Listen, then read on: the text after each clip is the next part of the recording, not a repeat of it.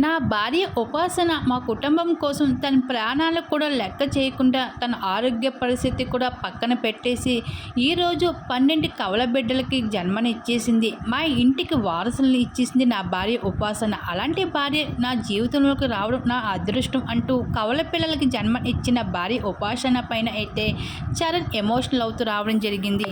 మనందరికీ తెలిసిన విషయమే, మెగాస్టార్ చిరంజీవి గారి వారసుడిగా ఇండస్ట్రీకి ఎంట్రీ ఇచ్చి అతి తక్కువ టైంలోనే తనకంటూ ప్రత్యేకమైన స్థానాన్ని సంపాదించుకున్నాడు చరణ్.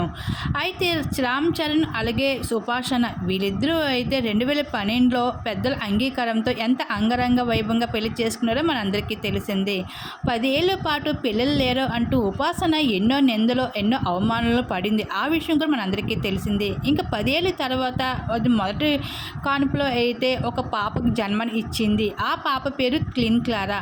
ఇంకా రెండవసారి అయితే ప్రెగ్నెంట్ కావడంతో ఇంక రెండవసారి నేను తల్లి కాబోతున్నాను అనే విషయం కూడా ఉపాసన కొనదల అయితే అభిమానులు అందరికీ ఈ గుడ్ న్యూస్ తెలియజేసుకుంటూ రావడం జరిగింది.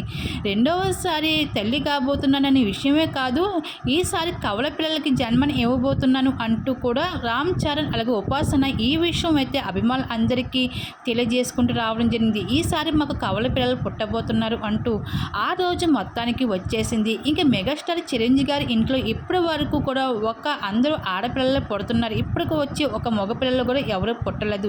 అయితే ఈసారి ఉపాసన మాత్రం కవల పిల్లలకి జన్మనివ్వడమే కాదు, 2 కవల మగ పిల్లలకి జన్మనిచ్చేసింది. మొత్తానికి అయితే మెగాస్టార్ చిరంజీవి గారి ఇంట్లో కవల మగపిల్లలు పుట్టడంతో ఒకేసారి 2 వారసులు అయితే వచ్చేసారు.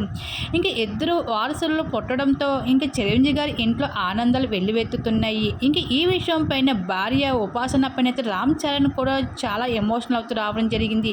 తన ఆరోగ్య పరిస్థితి కూడా లెక్క చేయకుండా మా కుటుంబం కోసం 2 కవల మగపిల్లలకి జన్మనిచ్చింది నా భార్య. ఈరోజు మేము ఇంత ఆనందంగా ఉన్నామంటే అది నా భార్య ఉపాసన అంటూ ఇంకా కవల పిల్లలకి జన్మని ఇచ్చిన భార్య ఉపాసన పైన చరణ్ ఎమోషనల్ అవుతూ రావడం జరిగింది సోషల్ మీడియా వేదికగా.